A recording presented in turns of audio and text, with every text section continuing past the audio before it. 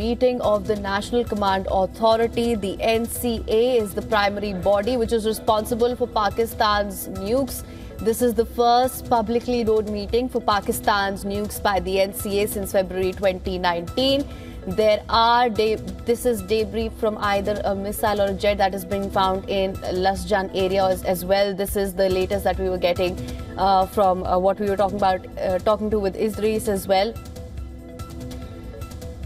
So these are the details that we're getting at the moment. The latest is that the Pakistan Prime Minister has summoned the meeting of the National Command Authority, the NCA, which is the body responsible for Pakistan's nukes. And from what we do know at the moment, this is the first publicly known meeting for Pakistan's nukes by the NCA since February 2019.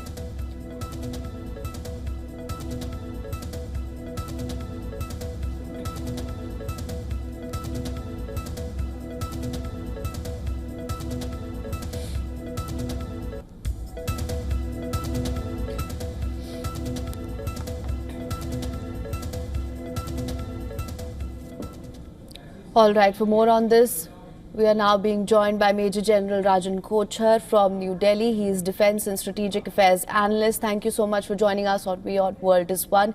As you must have just heard, this is the breaking news that we're getting at the moment as well, that the Pakistan Prime Minister has summoned the NCA, and this is perhaps the first meeting since 2019. How do you assess this development?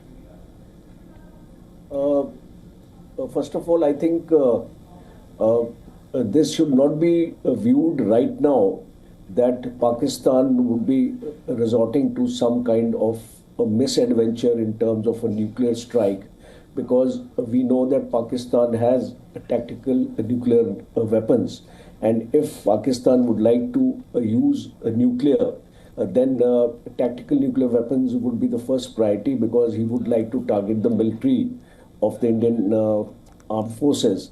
Now, taking that into account, I think this is a meeting trying to assess the possibilities of a future strike, because considering the mindset of the present Army Chief of Pakistan, General Munir, I will not be able to discount the possibility of Pakistan using nuclear weapons in the near future, depending upon how the battle progresses, because in their nuclear doctrine there are two important things.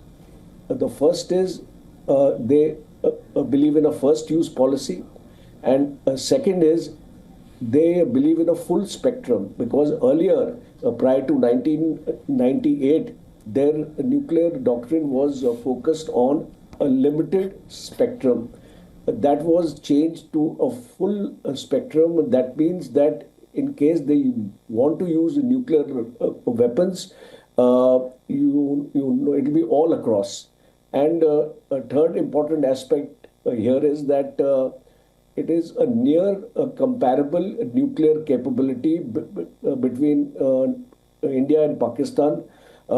Presently, as per official records, Pakistan has got 170 nuclear warheads. So, and India also has around the same number. So, I think it would be suicidal for Pakistan to even think of launching a nuclear strike on India, because the repercussions on Pakistan will be tremendous. If he is able to address a region of, say,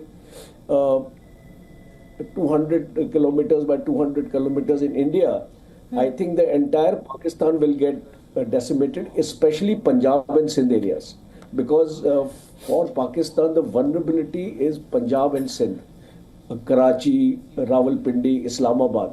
So I don't think Pakistan would be so foolhardy to venture into it. But considering the mindset of the present Pakistani chief, because though we say that the authority for a nuclear strike is vested in the Prime Minister of Pakistan and his cabinet, but we very well know who calls the shot in Pakistan.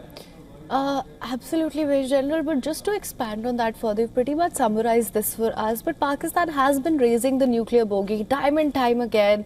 Several ministers, beginning with the defense minister, the railway minister, they've constantly raised it. One would say that when Operation Sindoor happened, we did call their bluff. And is it time for now the world and India to call their bluff again? Because we've seen this happen repeatedly. A very good question. You see, what happens is when two armed forces are not matched in terms of strength with each other, like, for example, if I draw out a short comparison between the Pakistan army and the Indian army, 2:1 in terms of tanks, in terms of artillery guns, and in terms of manpower, because Pakistan army is 5.6 lakhs, we are twice the number.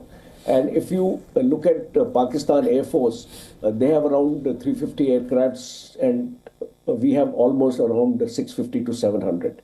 If you look at the Navy, the ratio is 3:1 in our favor, and they don't have an aircraft carrier. A number of warships are only 17 or 18. We have got, they were, 31, and we have got in excess of 100. And somebody is also, it's almost twice the number we have. So when two forces are not properly matched, the nuclear rhetoric will have to be played by them, because that is the only way they can prevent a conventional war with India to threaten us, because Pakistan does not want to get into war. Let me tell you, whatever is happening today, it is attrition.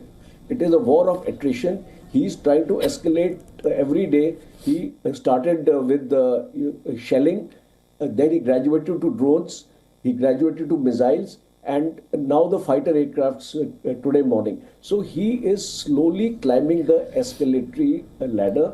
I don't think he will get into a ground operation, because if he does that, then possibly he will face heavy losses. So I think that's why this nuclear rhetoric has been started by him today. All right, thank you so much for explaining that, and also thank you so much for mentioning conventional warfare, because that is something that has come up in the discussions a lot. And in light of that, I wanted to ask you, how significant do you see the roles of drones, loitering munitions, and asymmetric warfare? Do you think that's where we're headed? A tremendously important role. If you just go back to two latest wars, Azerbaijan and Armenia. Azerbaijan got its drones from Turkey, Bayraktar drones. These drones played merry hell with the T-72 tanks of Armenia and totally wiped out the entire tanks which were deployed in the war zone. Come to Ukraine-Russia war, we have seen how Ukraine has used its drones more effectively than Russia, because of the inferiority in their strength. So a similar kind of an example, if you compare Pakistan to Ukraine, in the present war, we also saw that America was behind Ukraine. We see China and Turkey behind Pakistan. And Pakistan is drawing its strength from China and Turkey today, and that is why it has been so belligerent in his approach towards India. We have seen this war unfolding. Pakistan is launching at an average 400 drones to 500 drones in each attack.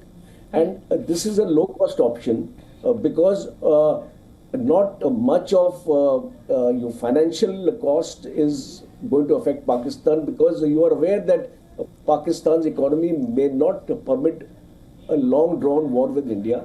So for him, I think the best way to fight this war is through drones and missiles, and that is what he's doing. All right, Major General, thank you so much for joining us on WION World as One with your insights on this. Thank you so much for joining us. Thank you very much.